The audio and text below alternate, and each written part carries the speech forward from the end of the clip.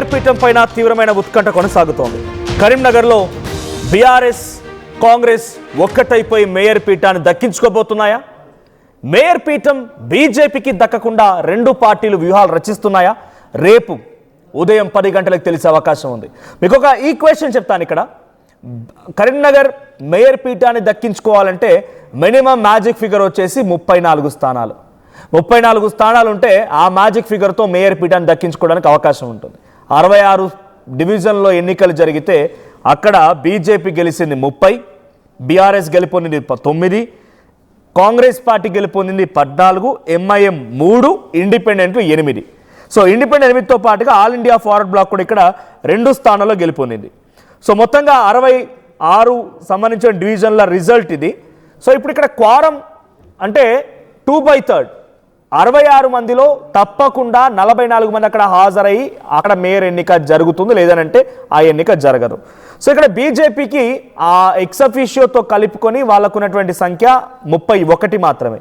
దీంతో all India forward Bloc నుంచి ఒకరిని జాయిన్ చేసుకున్నారు, ఇండిపెండెంట్ల నుంచి 3 జాయిన్ చేసుకున్నారు.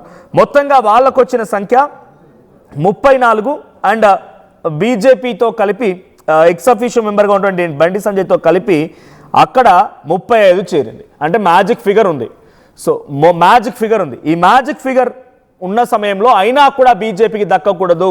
మరి మ్యాజిక్ ఫిగర్ ఉన్న తర్వాత ఇంకా తప్పేంటి, ఎందుకు ఎన్నిక జరగదు అని అంటే కాంగ్రెస్ పార్టీ 14 గెలిచింది, 3 ఎంఐఎం సపోర్ట్ తీసుకుంటోంది, 5 ఇండిపెండెంట్లు జాయిన్ చేసుకుంది. అక్కడ ఎమ్మెల్యే కవంపల్లి సత్యనారాయణ ఎక్సఫిషియో మెంబర్గా ఉన్నారు. సో మొత్తంగా అటు కాంగ్రెస్ పార్టీకి కూడా 23 ఉన్నాయి.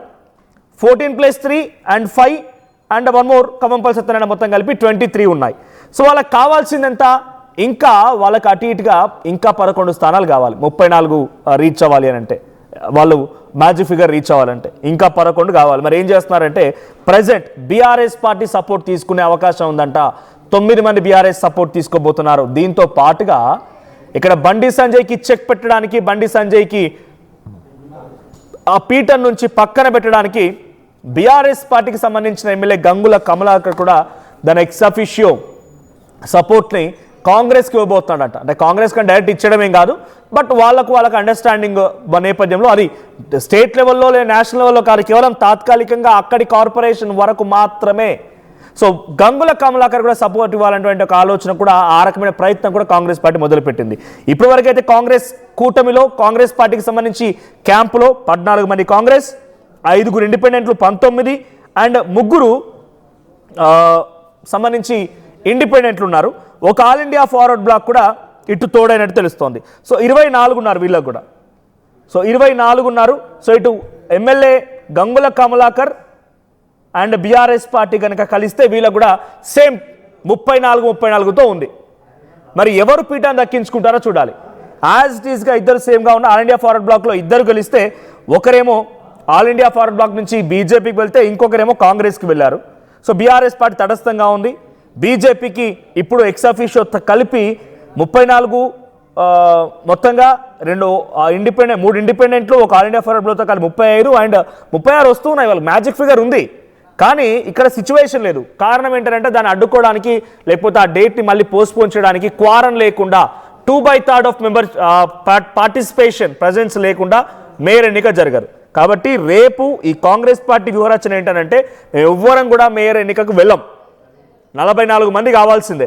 వాళ్ళకి ఎంతమంది ఉన్నారు? 30 మంది బీజేపీ గెలిచిన వాళ్ళు, ఒక All India forward Bloc 31 and 3 ఇండిపెండెంట్లు 34 and BJP MP Bandi Sanjay 35 మాత్రమే ఉన్నారు. సో కాబట్టి వాళ్ళకి అక్కడ మేయర్ పీఠాన్ని దక్కించుకోవాలంటే క్వారం ఉండాల్సింది 44 మంది అటెండ్ కావాల్సిందే. కాబట్టి వాళ్ళు అటెండ్ కాకపోతే అక్కడ ఎన్నిక జరగదు. తాత్కాలికంగా ఎన్నికని కొన్ని రోజుల పాటుగా వాయిదా వేస్తారు. సో ఇటువంటి డిస్కషన్ జరుగుతున్నాయి ఇంట్రెస్టింగ్గా. ఒకసారి పొన్నం ప్రభాకర్, ఆర్డి శ్రీనివాస్ ఈరోజు శివరాత్రి సందర్భంగా వాళ్ళు ఒక ఆలయాన్ని సందర్శించి అక్కడి నుంచి మీడియాతో మాట్లాడుకొచ్చారు. పొన్నం అండ్ ఆర్డి శ్రీనివాస్ ఏం మాట్లాడారో చూద్దాం. దానికి అనుగుణంగా మంచి ఒక కోఆర్డినేషన్ పాలకవర్గం ఉంటే బాగుంటుందని ఆకాంక్ష పడడం లోపల పొరపాటు ఎట్లయితే నాకు అర్థం కాలేదు. మేము ఎవరికి వ్యతిరేకం కాదు, ఎవరిని పదవులకి దించే ప్రయత్నం చేస్తలేము. మీకు అబ్సల్యూట్ మెజార్టీ ఉంటే మేము అడ్డం పడతలేము. అందుకే మేము ఎవరికి ఖిలాఫ్ కాదు. మాకు సంబంధించిన స్థానిక నాయకత్వం వాళ్ళకు సమన్వయం చేసుకుంటున్నప్పుడు మా పార్టీ తరఫున కూడా అందులో ఒక ఆలోచన కొనసాగుతుంది తప్ప రాజకీయంగా లబ్ధి పొందాలి, రాజకీయంగా ముందుకు పోవాలనే ఆలోచన ఉండడం లోపల పొరపాటు ఎట్లయితే నాకు అర్థం కాదు. రైట్, 29లో 35 ఉన్నాయి కదా, వాళ్ళకు 35 ఉన్నాయని వాళ్ళు చెప్తున్నారు. సరే మళ్ళీ అయిపోయాక మళ్ళీ ఎందుకు 35 ఉన్నాయన్న తర్వాత ఎవరు ఇప్పుడు కాదన్నారు, మళ్ళీ మీరే అడుగుతారు కదా, మీరు అవుతారట కదా అని వాళ్ళని కాకుండా చేస్తున్నారు, మీరే అడుగుతారు కదా. వాళ్ళు అవుతారనకి ఇంకేం కావాలి? కొత్త పాలక వర్గంగా అభివృద్ధి చేయడానికి మేము తప్పకుండా సహకరిస్తాం ఈ జిల్లా మంత్రిగా. Why question raising? అవకాశం ఉందా మీకు? అరే మళ్ళీ అట్లంటే మేము తప్పకుండా రాజకీయ పార్టీకి ప్రయత్నం చేస్తామంటే తప్పే ఉన్నది. నేను ఆయన లెక్క బల్లగుద్దు చెప్తలేం కదా, కావాలని ఆకాంక్షిస్తున్నామని చెప్పినా ఎవరు రాజకీయ పార్టీగా కావద్దని మేము కోరుకొని అంటామా? మనం డిమోరలైజ్ చేస్తామా? మా వాళ్ళ ఆలోచన అట్లుంది కాబట్టి మేము ఎండారు చేస్తాం. నిజామాబాద్ లో బీజేపీ ప్రతిపక్షం అంటున్నారు, కరీంనగర్ కూడా బీజేపీ. నేను అట్లనే జరిగిన ఎగ్జాంపుల్ చెప్తాను. మీరు అంటారు కదా మేము ఏదో గుంజుకుంటున్నాం అంటే, అక్కడ ఆయన ప్రతిపక్షానికి పోయినప్పుడు ఇక్కడ కూడా అబ్సల్యూట్ మెజార్టీ లేదు, అక్కడ కూడా అబ్సల్యూట్ మెజార్టీ లేదు. మీరు గుంజుకుంటున్నాం అని చెప్పేటువంటి ఆరోపణ తప్పు అంటున్నాం. అట్లా ఎవరు గుంజుకుంటలేడు, ప్రజలు అబ్సల్యూట్ మెజార్టీ ఇవ్వలే. అబ్సల్యూట్ మెజార్టీ మీరు అట్లా నలుగురు ఇండిపెండెంట్ కలుపుకుంటారు, వీళ్ళు కూడా మిగతా అదే అనైతికం కదా. మరి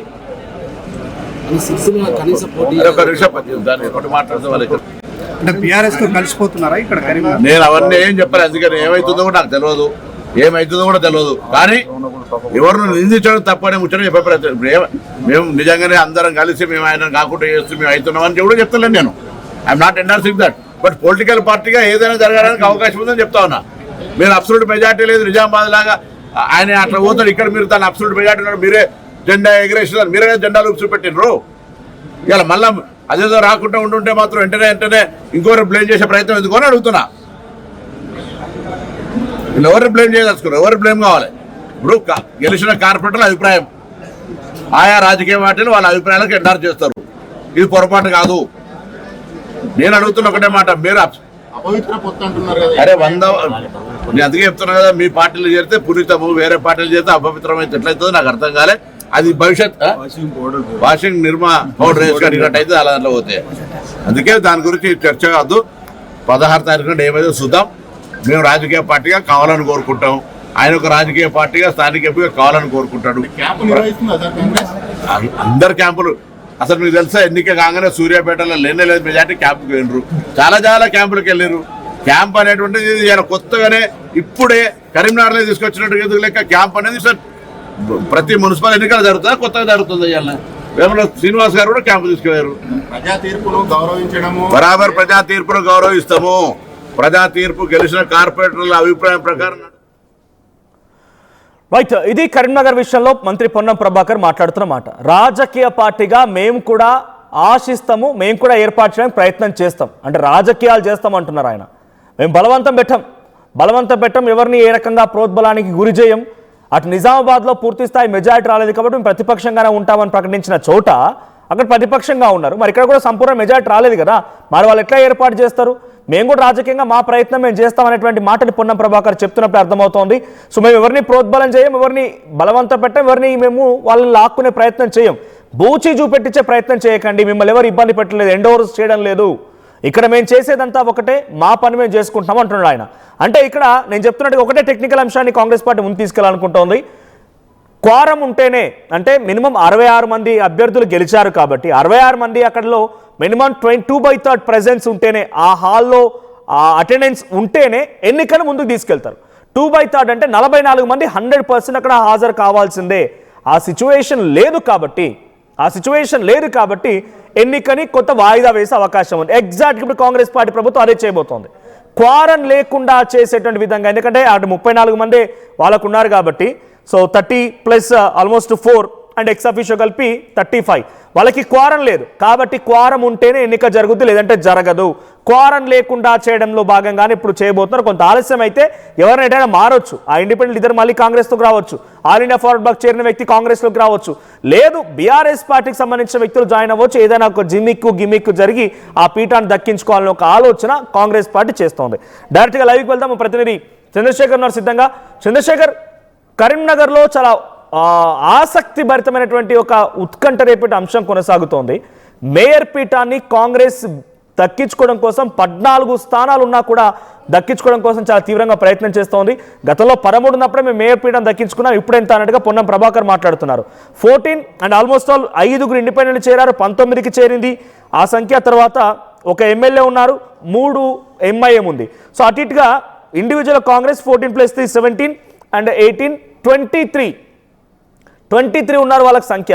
ఇప్పుడు బీఆర్ఎస్ పార్టీ నుంచి 9 మంది బీఆర్ఎస్ కార్పొరేటర్లు వచ్చినా, కవంపల్లి సత్యనారాయణతో పాటుగా గంగుల కమలాకర్ ఒకవేళ కాంగ్రెస్ పార్టీకి సంబంధించిన మేయర్ అభ్యర్థికి సహకరించినా కూడా వాళ్ళు మ్యాజిక్ ఫిగర్ రీచ్ అవ్వరు. అయినా కూడా వాళ్ళు ధీమా వ్యక్తం చేస్తున్నారు. ఎటువంటి ధీమాతో ఉంది కాంగ్రెస్? అప్డేట్స్ ఏంటి? మనోజ్, ఇండియా పాకిస్తాన్ మ్యాచ్ చివరి ఓవర్ లాగా ఒక ఉత్కంఠభరితమైనటువంటి పరిస్థితి, రాజకీయ పరిస్థితి అయితే కరీంనగర్ మేయర్ పీఠం పైన కొనసాగుతుందనడంలో సందేహం లేదు. మొత్తం మీద రోజు రోజుకు ఆ సమీకరణాలన్నీ కూడా మారుతున్నాయి. మొత్తం మీద ఇఫ్స్ అండ్ బట్స్ మీద నడుస్తున్నది. అంతా కూడా అంచనాలు వేస్తున్నారు, ఎవరి ధీమా వారే వ్యక్తం చేస్తున్నారు. అంటే మనకి ప్రస్తుతం ఉన్నటువంటి పరిస్థితిని గమనిస్తే భారతీయ జనతా పార్టీ నుంచి 30 మంది కార్పొరేటర్లు ఎన్నికయ్యారు. 4 బండి సంజయ్ నేతృత్వంలో భారతీయ జనతా పార్టీ కండువా కప్పుకొని వారు శిబిరంలో ఉన్నారు. 34 మంది ఉన్నారు. 34లో Bandi Sanjay ex officio member 35 మంది ఉన్నారు.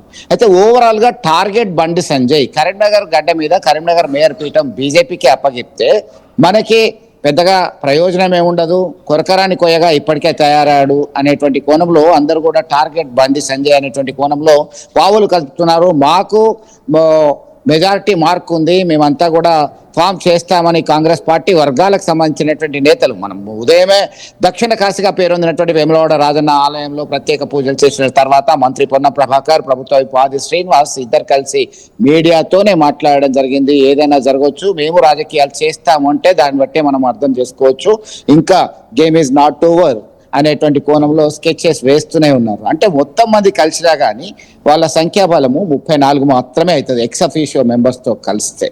అయితే అయినప్పటికీ 35 మెజార్టీ మార్క్ ఉంది. వాళ్ళ యొక్క ఆశా ధీమా ఒకటే, ఈ శిబిరం నుంచి లేదా భారతీయ జనతా పార్టీ నుంచి మనకు కొంతమంది సభ్యుల మద్దతు, ఇంకా 2 సభ్యులు, 1 సభ్యులు వస్తే మనము ఆ తూకంలో పైచే అవుతుంది, మనము చెక్స్ అండ్ బ్యాలెన్స్ సిస్టంలో మనకి వెయిట్ ఉంటుంది అనేటువంటి కోణంలో పావులు కలుపుతున్నారు. దీనికి ఇప్పటికిప్పటికే అయ్యే పరిస్థితి కాకపోవచ్చు. రేపు ఉదయం 11 గంటల వరకు కరీంనగర్ మేయర్కి సంబంధించి, డిప్యూటీ మేయర్కి సంబంధించిన ఎన్నికల్లో పాల్గొనాల్సిందిగా ఇప్పటికే ఎన్నికల సంఘం ఆదేశాలు జారీ చేసింది. దీనిలో భాగంగా ఖచ్చితంగా ఎన్నికల నిబంధనల ప్రకారము కోరం అనేది ఖచ్చితంగా ఉండాలి. అంటే 40+ సభ్యులు, 44 మంది సభ్యులు 66కి ఉండాల్సిందే అని చెప్పేసి ఒక ఫార్మాట్ ఉంది. దీనిలో భాగంగా ఈ కోరం సరిపోకుండా మేము అటెండ్ కాకపోతే సరిపోతుంది, అది వాయిదా అవుతుంది. మేయర్ ఎన్నిక, డిప్యూటీ మేయర్ ఎన్నిక అనేది వాయిదా అవుతుంది. ఆ వాయిదా వచ్చినటువంటి సమయాన్ని సద్వినియోగం చేసుకోవచ్చు అనేటువంటి కోణంలోనే పావులు కలుపుతున్నారు. దీనిలో భాగంగా మరొక ప్రమాదం, మరొక ప్రాబ్లం వీళ్ళకి ఈ శిబిరంలో చోటు చేసుకుంది. అంటే తాత్కాలికంగా కాంగ్రెస్ టీఆర్ఎస్ మంతనాలు జరిపి వారు ఒక్కటయ్యారు, ఇక్కడ కలిసి పనిచేసి టార్గెట్ బండి సంజయ్గా పోయినప్పటికీ స్వతంత్ర అభ్యర్థిని బరిలో దించితే మాకేం అభ్యంతరం లేదని ఇరు పార్టీలకు చెందినటువంటి నేతలు మంతనాలు జరిపారు, టచ్ లో ఉన్నారు. దీనిలో భాగంగా చాలా సీరియస్ గా ఇష్యూ నడుస్తుంది. అంటే ఒక ఏ పార్టీకి సంబంధం లేకుండా ఒక ఇండివిజువల్ పర్సన్ ని కనుక మేయర్ పీఠాన్ని అధిరోహించే విధంగా ప్రయత్నం చేస్తే బీఆర్ఎస్ పార్టీ సపోర్ట్ ఇస్తానంటోంది, రైట్? ఎగ్జాక్ట్లీ. సో సపోర్ట్ వచ్చినా కూడా వాళ్ళకి పూర్తి స్థాయి మ్యాజిక్ ఫిగర్ రావడం లేదు కదా. అంటే మళ్ళీ BRS party, Congress, MIM, independent అంతా కలిసిన వాళ్ళకి మ్యాజిక్ ఫిగర్ రీచ్ అవ్వడం లేదు. సో బీజేపీ క్యాంప్ నుంచి ఎవరైనా తెచ్చుకునే ప్రయత్నమా లేకపోతే వచ్చే ప్రయత్నం జరుగుతోందా? ఖచ్చితంగా ఇదే పాయింట్ మీద వారు కాలయాపన చేయడానికి అవకాశాలు కనబడుతున్నాయి. దీనిలో భాగంగా ఒకవైపు మ్యాజిక్ ఫిగర్ వీళ్ళందరూ కలిసినా రావట్లేదు, ఒకటి నెంబర్ 1. నెంబర్ 2 ఏంటంటే with in the group of BRS, Congress party, అలాగే MIM, all India forward bloc, independence అన్నీ కలిసినా మనకు సరిపోవట్లేదు, బీజేపీ నుంచి మనం లాగాల్సిందే అనేటువంటి కోణంలో స్కెచ్ వేసినప్పటికీ ఇక్కడ ఎవరు మేయర్ కావాలి? స్వతంత్ర అభ్యర్థి అయితే మేమెందుకు ఒప్పుకుంటాము, చాలా కాలం నుంచి జెండా పట్టుకొని ఉన్నాము, కాంగ్రెస్ పార్టీ నుంచి జెండా పట్టుకొని ఉన్నాము, మాకే అవకాశం ఇవ్వాలని కాంగ్రెస్ పార్టీలో సీనియర్ నేతలు కొంతమంది డిఫర్ అవుతున్నారు, అక్కడ విభేదిస్తున్నారు. మాకు మేయర్ కావాలి. కొత్తగా వచ్చి ఇండిపెండెంట్ గా, అంటే భారతీయ జనతా పార్టీ రెబల్ అభ్యర్థి కార్పొరేటర్ గా విజయం సాధించారు. కార్పొరేటర్ గా విజయం సాధించిన తర్వాత ఆయన స్వతంత్ర అభ్యర్థిగా ఉన్నారు. ఆయన గేమ్ ప్లాన్ లో భాగంగా మనం ఎందుకు పావుగా మారాలి అని, మనకే రావాలి, కాంగ్రెస్ పార్టీ మేయర్ పీఠాన్ని కైవసం చేసుకోవాలి అనేటువంటి కోణంలో ఒక విభిన్నమైనటువంటి వాతావరణం, విభిన్నమైనటువంటి వాదోపవాదాలు ఇప్పటికీ కొనసాగుతున్నది కాంగ్రెస్ పార్టీ. అంటే అక్కడ అబ్సల్యూట్ మెజార్టీకి చాలా రీచ్ కాలేదు. 34 మంది ప్లస్ 35 మంది ఇక్కడ ఉన్నారు.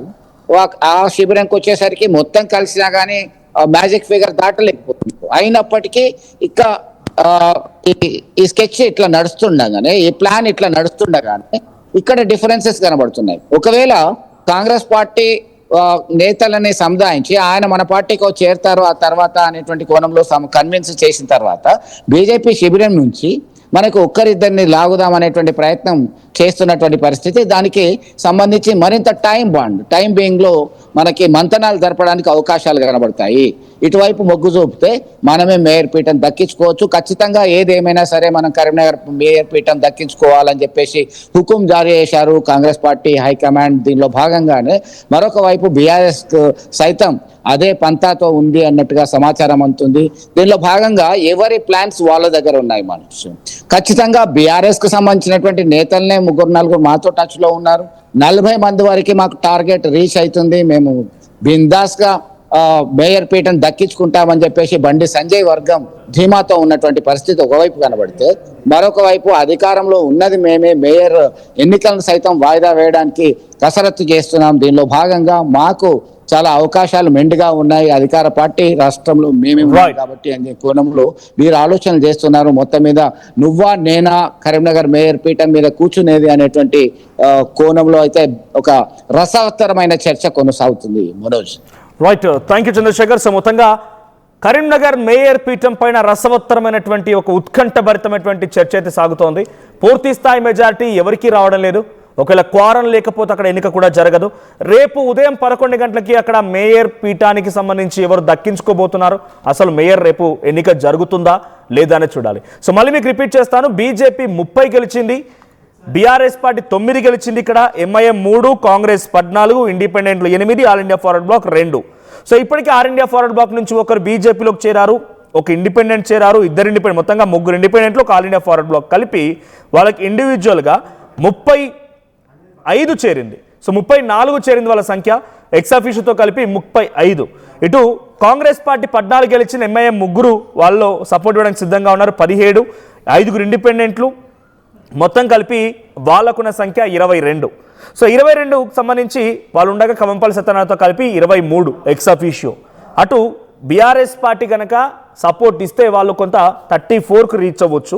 అది కూడా ఇండిపెండెంట్ అభ్యర్థిని మేయర్ పీఠాన్ని ఎక్కిస్తాను అని అంటే కనుక మేము సపోర్ట్ ఇస్తామని చెప్పేటువంటి మాటని అటు గంగుల కమలాకర్ కానీ బీఆర్ఎస్ పార్టీ కానీ చెప్పబోతున్నట్టు తెలుస్తోంది. చూద్దాం మరి ఏం జరుగుతుందో. రేపు కరీంనగర్ మేయర్ పీఠాన్ని దక్కించుకోపోయేది ఎవరు? మీ కరీంనగర్ వాళ్ళు చెప్పండి. కరీంనగర్ మేయర్ పీఠాన్ని ఎవరు అధిరోహిస్తే బాగుంటుంది? కరీంనగర్ ఎవరి చేతులు అభివృద్ధి చెందుతుంది? ఎవరు ఉంటే బాగుంటుంది? బీజేపీయా, కాంగ్రెసా? మీ అభిప్రాయం ఏంటో కామెంట్ చేయండి. ప్రశాంతంగా ఉన్న కరీంనగర్ లో గుండా రాజ్యం తీసుకొచ్చిండ్రు. ఎక్కడో ధర్మారం మండలంలో ఉన్న వ్యక్తి వచ్చి కాంగ్రెస్ గడించుకొని అరాచకం చేస్తుండ్రు. ప్రశాంత కిసాన్ నగర్ ఇటువంటి అరాచకాలు ఎప్పుడు కనవలేదు. పోలీసు రాజ్యం చేసుకొని బలవంతంగా మా కుర్రదుర్గ క్యాండిడేట్ అరెస్ట్ చేయడము, అలా జైలు డబ్బులు గుంజుకోండు, ఇంటి పెట్టే 10,000 గుంజుకొని అరాచకం చేస్తున్నారంటే అంత గుండాయిజం చేస్తున్నారు. నేను ఏమన్నా నిజంగా నువ్వు ప్రజల దగ్గర పోయి ఓట్లాడుకో, డెవలప్మెంట్ ఓట్లాడుకో, గుండా చేస్తున్నారు. తస్మాత్ జాగ్రత్త కాంగ్రెస్ పార్టీ ఈ గుండాయిజం లేదు, కష్టం తీసుకొస్తారు. నరేంద్ర మోడీ గారి మీద నమ్మకంతో మాత్రమే, నరేంద్ర మోడీ గారి మీద విశ్వాసంతో మాత్రమే కేంద్రంలో భారతీయ జనతా పార్టీ నిధులు భారతీయ జనతా పార్టీ మాత్రమే నిధులు ఇస్తుంది, కరీంనగర్ ను అభివృద్ధి చేస్తుంది అని ఒక విశ్వాసం ఉంది. కాబట్టి ఇలా నరేంద్ర మోడీ గారి ఫోటో చూసి, నరేంద్ర మోడీ గారు చూసి ఇలా ప్రజలు మమ్మల్ని ఆశీర్వదించారు, మా అభ్యర్థులను గెలిపించారు. ఇలా 30 గెలిచినాం, 3 మా అభ్యర్థులే. కొన్ని కారణాల వల్ల, సర్వే వల్ల 3కి ఇవ్వలేకపోయినాం. వాళ్ళు 3 కూడా కాశాప్ కండ వేసుకొని జై శ్రీరామ్ అనుకుని తిరిగిన అభ్యర్థులే, వాళ్ళు మా వాళ్ళే. ఇలా అనేక మంది ఇండిపెండెంట్ భారతీయ జనతా పార్టీకి వస్తున్నారు. ఇలా అతి త్వరలో మేము మ్యాజిక్ ఫిగర్ దాటినాం. ఆల్రెడీ అతి త్వరలో ఈ కరీంనగర్ లో ఎవ్వరు ఊహించని విధంగా భారతీయ జనతా పార్టీ జలకివ్వబోతున్నది. వాళ్ళందరూ కూడా ఇతర పార్టీలో గెలిచిన అభ్యర్థులు కూడా సార్ మాకు అభివృద్ధి కావాలి.